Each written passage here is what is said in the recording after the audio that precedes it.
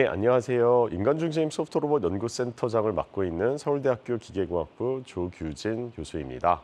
오늘 제가 여러분에게 로봇에 대한 강연을 드릴 예정인데요. 로봇이라는 단어가 언제 처음 생겼는지 아시나요? 로봇이라는 단어는 1921년도에 체코의 희곡가 카렐 차페크가 쓴 그 희곡에서 처음 나왔습니다. 로섬스 유니버설 로봇이라는 건데요. 그 로봇이라는 단어 자체는 노예라는 뜻을 가지고 있죠. 근데 이 희곡 내용을 보면 재미있는 게 처음에는 이 로봇들이 사람의 노예처럼 열심히 이제 도와주다가 나중에 반란을 일으켜서 인류가 멸망을 하는 그런 스토리예요. 그래서 어떻게 보면 로봇이라는 단어가 처음 만들어졌을 때부터 로봇에 대한 어떤 사람들이 가지고 있는 인식이 로봇이 우리를 도와줄 것이다, 아니다, 로봇은 우리를 위협할 것이다.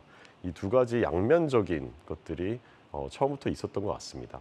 로봇은 처음 이제 산업에 사용되기 시작한 거는 1960년대에 처음 사용이 됐고요. 유니메이트라고 하는 그런 로봇입니다.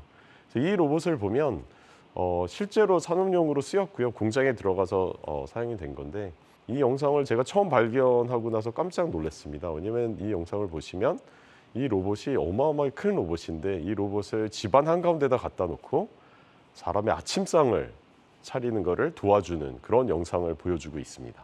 여기에 나오는 분들은 미스터 앤 미시스 2000이라고 이름을 붙여놨어요. 2000년도에는 이럴 거다라는 거였죠. 근데 여전히 지금도 2022년인데도 전혀 근접하지 않고 있습니다. 그럼에도 불구하고 저는 이 영상을 보고 로봇을 연구하는 사람들의 마음은 똑같구나. 뭔가 어떤 우리 미래에 사람한테 도움이 되는 뭔가 그런 그림을 그리면서 그런 꿈을 꾸면서 이렇게 냉장고에서 와인을 꺼내는 그런 것까지 영상을 만들어서 후대에 남겨놨다라는 거에서 저는 상당히 인상이 깊었고요. 그래서 여러분들도 많이 아시는 이런 그 산업용 로봇, 지금 자동차 공장에서 쓰이고 있는 산업 로봇인데요. 여기에는 사람이 없습니다. 모든 것이 다 정형화되어 있고요. 모든 것이 다 약속된 대로 움직입니다. 그렇기 때문에 되게 큰 힘을 낼 수도 있고 아주 정확하게 움직일 수 있고 그래서 인간을 완전히 대체하는 그런 로봇이죠. 그래서 인간이 작업하기 힘든 것들을 이 로봇들이 대체해서 일을 해주고 있는 거고요. 이런 로봇들부터 시작을 해서 점점 더 로봇은 비정형화된 환경으로 나아가려고 하는 그런 역사를 가지고 있는데요. 그래서 80년대에 들어서면서부터 로봇이 이제 공장 밖으로 나가기 시작을 합니다. 모바일 로봇이라고 하는 거고요. 그래서 모바일 로봇들이 이제 개발이 돼서 여기에 보이는 이거는 팩봇이라고 하는 건데요. 이 팩봇은 실제로 911 사태 났을 때 처음으로 이제 투입이 돼서 구조 활동에도 사용이 됐었던 로봇이고 이라크 전쟁 같은 데서도 투입이 돼서 위험한 데에 군인 대신에 이제 들여보내서 정찰을 할 수 있는 그런 로봇으로 활용이 됐습니다. 이 로봇의 이름이 팩봇인데요. 왜 팩봇인지 아시나요? 가방처럼 멜 수가 있습니다. 이제 로봇이라는 게 어떻게 보면 기능도 중요하지만 이런 사용성도 되게 중요하다라는 것을 여기서도 보여줄 수가 있고요.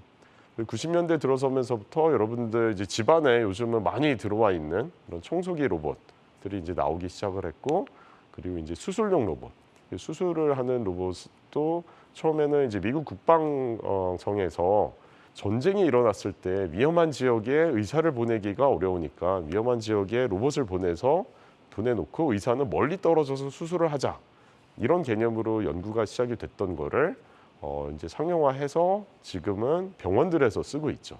그래서 이 로봇이 가지고 있는 장점들이 훨씬 더 의사가 좀 더 정밀하게 수술을 할 수 있고 의사도 더 편하게 수술을 할 수 있고 하는 여러 가지 장점들이 있는 것 같습니다. 그래서 점점 이제 로봇이 수술을 하는데도 쓰이고 공장 밖으로 돌아내기도 하고, 그러다 이제 휴머노이드 로봇이라고 하는 게 이제 2000년대에 드디어 90년대 말 2000년대 처음 나왔는데요. 여기 보이는 이 로봇은 혼다에서 만든 아시모라고 하는 로봇인데요. 사실 휴머노이드라는 거는 모든 로봇 하는 사람들의 꿈이었죠. 근데 처음으로 이제 혼다에서 이 아시모라는 로봇을 만들어서 걸어 다니고 뛰어다니고 계단 올라가는 것을 처음으로 보여줬습니다. 그래서 그 이후부터 이제 많은 연구진들이 이런 그 휴머노이드 로봇 연구를 하기 시작을 했고요. 이 휴머노이드 로봇은 사람이 작업할 수 있는 환경에서 작업을 할 수가 있는 그런 로봇이죠. 그래서 전에 후쿠시마 원전 사태가 났는데 그 안에 들여보낼 로봇이 없는 거예요. 그 안에 로봇이 들어가서 이런 그 밸브도 잠가야 되고 계단도 올라야 되고 이런 여러 가지 작업들 사람이 하는 작업을 해야 되는데 그런 걸 할 수 없다라는 거를 이제 보고 미국에서는 이제 달파 로보틱스 챌린지라는 걸 만들어서 이런 휴머노이드 로봇 연구를 더 강화하기도 했었습니다. 그리고 나서 이제 점점 더 로봇이 비정형 환경으로 나아가는 데 있어서 생체무사 로봇이라는 분야가 이제 2000년도에 시작이 됐고요. 생체무사 로봇은 사람도 못 가는 데에 로봇을 보내자. 그래서 벽을 기어 올라가기도 하고 이렇게 날아다니기도 하고 이러면서 그런 정찰이나 이런 데에 쓸 수 있는 로봇들이 나오기 시작을 했습니다. 그래서 결국 로봇이라는 거는 결국 비정형 환경에서 로봇과 비정형 환경 사이에 그런 상호작용을 위해서는 어떤 새로운 패러다임의 진화가 계속 필요한 거고요. 그래서 이런 그 패러다임의 진화로 지금 여러분들이 계속 많이 보고 계시는 자율주행도 로봇으로 시작을 했습니다. CMU 그 RI라고 하는 데에서 많은 연구들이 이루어졌었는데 거기에서 이루어졌던 연구들이 지금은 이제 자동차에 다 적용이 되면서 결국 자동차가 길에서 주변에 다니는 차들 이런 것들 다 인식을 하고 날씨 변하는 것들도 인식을 하면서 이제 내가 가야 될 길을 가야 되는 그런 것들을 인식해서 판단을 내리는 이런 것들이 결국은 비정형 환경에서의 로봇이 해야 할 일이고요. 그리고 드론도 역시 마찬가지로 로봇으로 시작을 했었는데 이 드론 같은 경우는 가장 유명한 회사가 하나 있죠. 이 기업은 이제 중국에서 나온 기업인데 여기 같은 경우는 기술 자체가 특별한 게 있었던 게 아니고 이 드론이 어떤 가치가 있을까를 고민을 하다가 여기에 카메라를 달아보자라는 생각을 했고 그래서 이 영상을 캡처링할 수 있는 그 가치가 사람들이 너무나 좋아하는 거구나. 이거를 이제 깨닫고 영상을 캡처링하는 기계로서 드론을 개발하고 판매하기 시작하면서 지금은 6조 이상 시장을 가진 그런 회사가 돼 있고요. 지금 이제 우리나라 같은 경우는 점점 더 로봇에 대한 수요가 늘어나고 있습니다. 왜냐하면 노동자가 많이 부족해지고 있고요. 그러다 보니까 이제 외국인 근로자도 많이 늘어나고 있습니다. 점점 이런 그 비정형 환경에서 로봇이 이제 사용이 돼야 되는데 그러기 위해서 나온 로봇 중에 하나가 협동 로봇이라고 하는 거고요. 이 로봇은 이렇게 영상에서도 보시겠지만 로봇 팔인데 주변에 사람이 있죠. 그래서 사람하고 같이 작업을 하는 그런 로봇을 협동 로봇이라고 하고요. 그래서 이런 협동 로봇이 쓰일 수 있는 그런 분야는 무궁무진하겠죠. 우리나라에서는 이 협동 로봇팔을 이용을 해서 바리스타, 커피 서빙하는 그런 바리스타 로봇을 만들기도 하고 닭을 튀기는 그런 치킨 프라잉 로봇을 만들기도 하고 그래서 점점 이 로봇을 활용하는 분야가 조금씩 계속 늘어나고 있습니다. 그리고 또 물류도 마찬가지인데요. 그 코로나 이후에 더욱더 많은 물류가 엄청나게 많이 늘었죠. 근데 물류 작업이라는 게 너무 힘들어서 우리나라에서도 그런 일을 할 노동자를 구하기도 되게 힘듭니다. 그래서 이 물류 현장에도 로봇들이 많이 들어가서 지금은 자동화를 많이 하고 있고요. 이 여기서 영상에서 보시는 거는 아마존에서 만든 그런 아마존에서 인수를 했죠. 키바 시스템즈라는 회사를 인수를 해서 만든 로봇인데요. 로봇이지만 어떠신가요?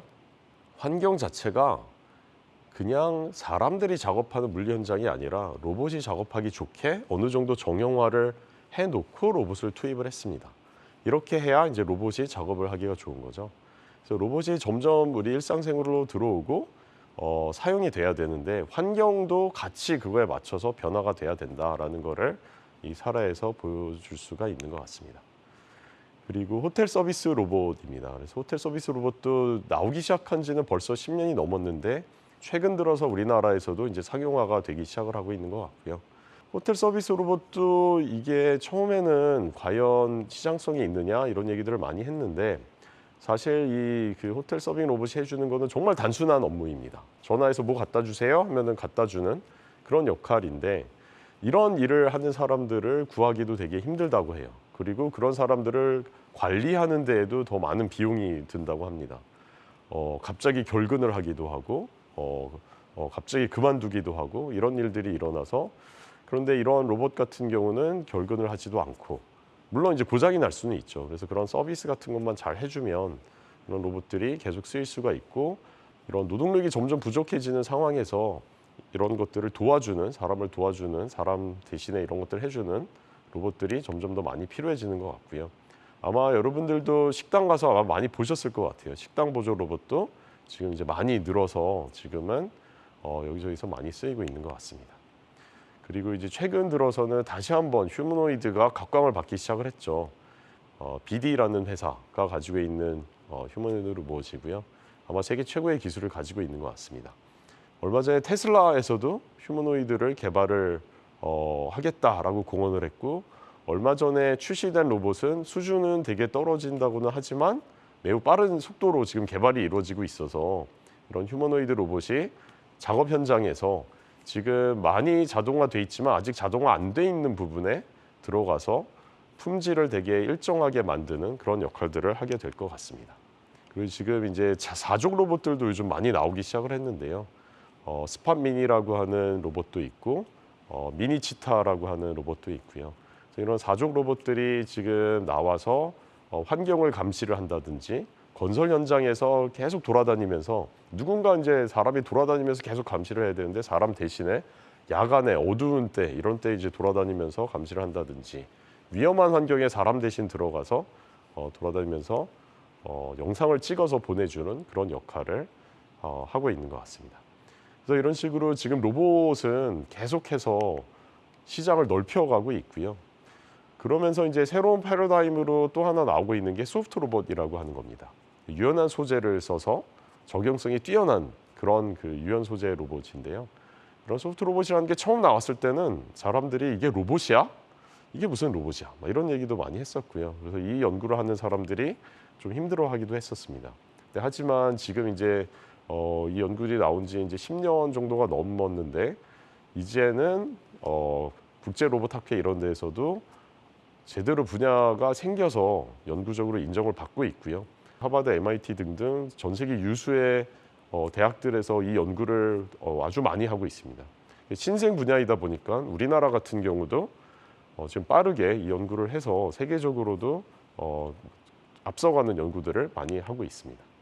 이 연구들이 사실은 이 소프트 로봇이라는 게 기존의 어떤 단단한 구조물들이 가지고 있는 장점이 있죠. 그런데 그 장점을 보완해 줄 수 있는 역할들을 할 수가 있습니다. 사실 자연에 있는 많은 곤충이나 동물들을 보면 유연한 구조를 가지고 있고 지능이 아주 뛰어나지 않으면서도 이런 다양한 환경에 적응해서 돌아다니고 서바이브를 하는 생존을 할 수 있는 그런 특징들을 지니고 있습니다. 그래서 그런 특징들을 잘 따서 로봇을 만들자라고 하는 게 이제 소프트 로봇이라고 할 수가 있고요. 이런 다양한 소프트 로봇들이 지금 계속 나오고 있는데 저는 이 소프트 로봇이라는 것을 입는 로봇에 이제 적용을 처음 했습니다. 그래서 제가 처음 이 로봇을 연구하게 된 계기는 장애인분을 만났는데 이 장애인분께서 손만 움직이게 해달라는 말씀을 하셨어요. 그래서 그분의 손을 도와주는 그런 로봇을 만들려고 봤더니 너무 단단한 형태의 로봇들이 너무 많은 거예요. 근데 이런 로봇들은 장애인분들이 사용하실 것 같지가 않아서 이런 로봇들 대신에 좀 더 유연하고 이런 천 같은 거를 써서 로봇을 만들 수 있지 않을까 이런 생각을 하기 시작을 했고요. 천을 이용하고 또 폴리머 이런 유연한 재료를 이용을 하고 이런 것들을 구동을 해서 손을 사용하시지 못하는 분이 손을 이용을 해서 물건을 잡으실 수 있는 그런 형태의 로봇을 개발을 했습니다. 그래서 이거를 엑소글로브 폴리라는 이름으로 이제 내놨고요. 연구자로서 뿌듯한 거는 엑소글로브 폴리라는 게 어떤 저희 고유명사가 아니라 지금은 손을 보조하는 이런 로봇들을 엑소글로브라고 다들 이제 부르고 있습니다. 어떻게 보면 이 연구의 중요한 것 중에 하나가 사용자가 이 로봇을 이용을 해서 물건을 잡으려고 할 때 이제 잡을 수 있는 게 중요한데 그런 의도를 파악하는 것들을 영상을 이용을 해서 인공지능을 활용을 해서 로봇을 만들었더니 훨씬 더 잘 잡을 수 있었고요. 지금 로봇이라는 게 인공지능하고 결합이 되면서 점점 더 큰 힘을 갖게 되는 것 같습니다.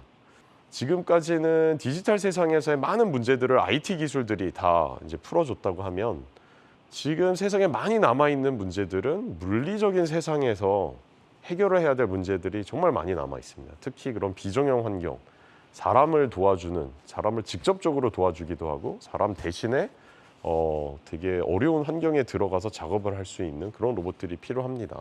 그래서 뭔가 땅 속을 들어간다라든지 뭔가 위험한 이제 산불을 끈다라든지 이런 되게 위험한 일들을 할 수 있는 그런 물리적인 문제를 해결할 수 있는 그런 것들이 이제 로봇 기술인 것 같고요. 이제 그런 것들에 있어서 소프트 로봇 기술도 앞으로 하드 로봇 기술하고 합쳐지면서 이것들의 인공지능까지 감미가 되면 정말 좋은 로봇들이 많이 나오게 될 거라고 생각을 하고 있습니다. 예, 이상 발표 마치도록 하겠습니다. 감사합니다.